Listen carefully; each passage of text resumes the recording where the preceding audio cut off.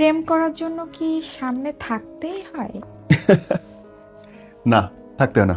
বরং দূরত্বের প্রেম সুন্দর। খাস বাংলায় বলি, হ্যাঁ, হাজব্যান্ড ওয়াইফের সম্পর্ক শুরুতে তো ভালো থাকে, পরে গিয়ে খারাপ কেন হয়?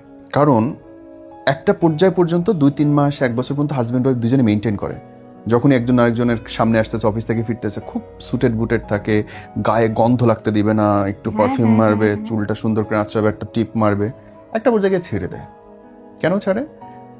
অনেক হয়েছে, ভাল লাগে না আর। মানুষ অনেকদিন হয়ে গেল। মানুষ এটা নিয়ম মানুষের, এবং এই কারণে দেখবে ইসলামে 4টা বিয়ের কথা বলা আছে যে কারণ পুরুষের ডিমান্ড অন্যরকম, ডিফারেন্ট, নারীর ডিমান্ড অন্যরকম, ডিফারেন্ট।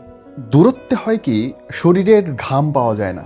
তুমি যদি থাকো যশোর, আমি আছি ঢাকায়, আমি কিন্তু বুঝতে পারবো না তোমার শরীর দিয়ে ঘাম পড়তেছে, সেটার গন্ধ। ওই দূরত্বের প্রেমে এই জিনিসগুলো দেখতে হয় না, যে আমার বউ অগোছালো, আমার জামাই অগোছালো, দাড়ি শেভ করে না 10 মাস হয়েছে, চুল কাটে না 20 মাস হয়েছে।